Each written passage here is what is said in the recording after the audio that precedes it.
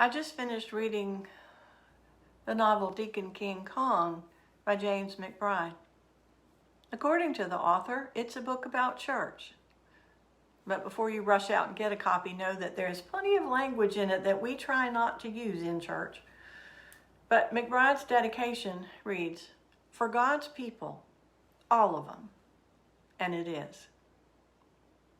The title character, who actually has several names, is a deacon in a black church in the projects of Brooklyn. The year is 1969. King Kong is the name of a potent homemade hooch that the deacon is very fond of. Very fond of.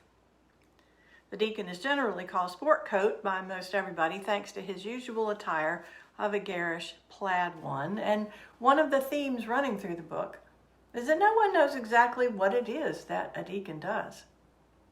He did get an invitation to preach one Sunday and had already decided to title his sermon, "Don't Eat the Dressing Without Confessing." But what Sport Coat mostly seems to do is drink that hooch and have conversations with his dead wife, Hetty, about his failings in life, and his living friends about the baseball team he coached, and work his many small jobs in the community. It's actually the part about the baseball team that fuels the opening action of the novel. Sport Coat's star player, Deems, has gotten caught up in the drug trade. He quit playing ball just as he was about to go to college, and instead became the neighborhood dealer. Sport Coat can't let it go. He needs to get to Deems and make him see the light, that he is wasting his talent, that he is wasting his life, that he has made the wrong decision.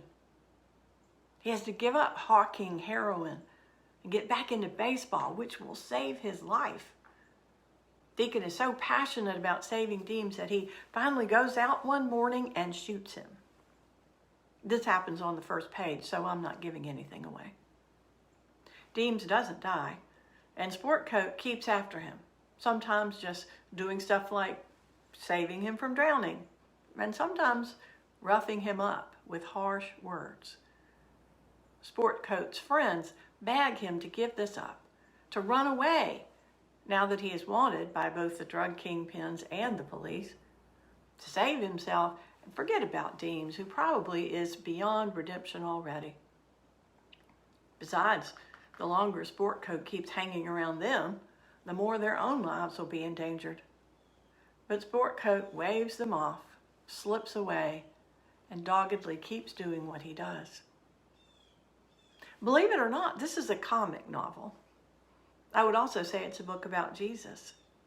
It's a book about persistence and redemption, and about how the world views success versus what integrity looks like. It's about community, how community binds us together and protects us in the face of a hostile world, but also how community can get corrupted. It's about how messy life is and how beautiful. It's about love, both tough and tender. And it's a book that pointedly explores the question, what will it profit a man to gain the whole world but forfeit his life? Sort of like the Bible. In today's gospel, when Jesus tells the disciples about suffering and rejection and death, he's not saying that he just came here to die.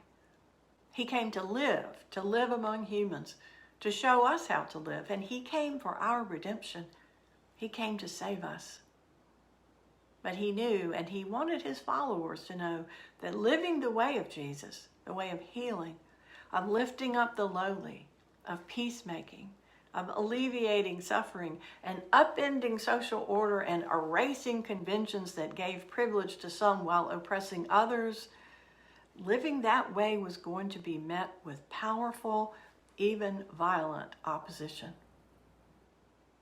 He wanted them to understand that he would stop at nothing, even his own death, to reconcile people to each other and to God, to release people from the things that were stunting them, imprisoning them, killing them. He would stop at nothing. And there would be opposition, even violent opposition, to that kind of life. The disciples were shocked. They'd been hanging out with Jesus long enough to see him attract large crowds, to see those crowds worshiping him, to see his miracles and hear his strange but life-giving teaching. And they were riding the wave of his success at this point. He was a superstar, and they were going to share in his glory.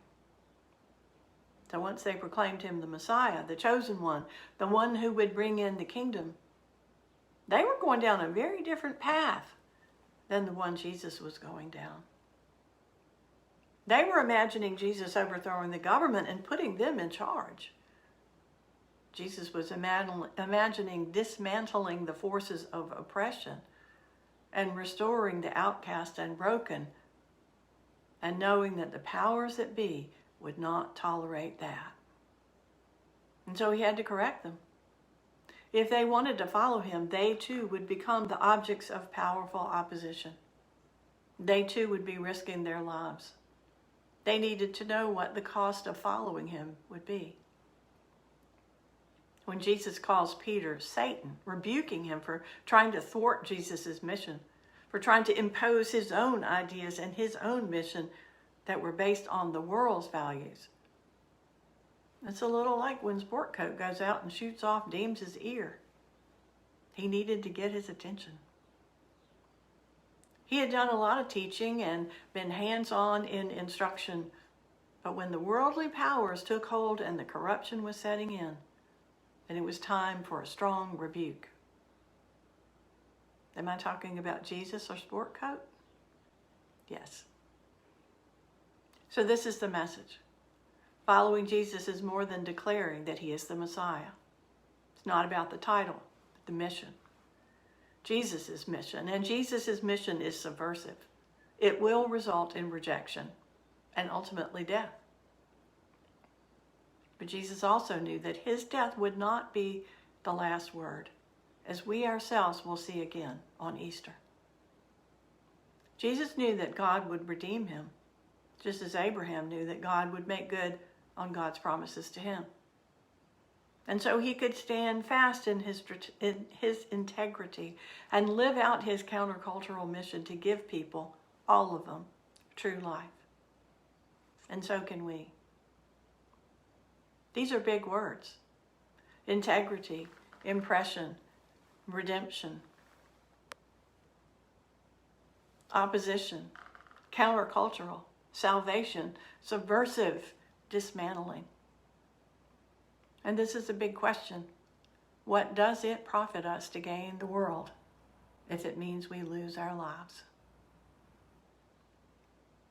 As we continue toward the cross and resurrection this Lent, may Jesus break through the noise of the world to get our attention and to make these be more than just words.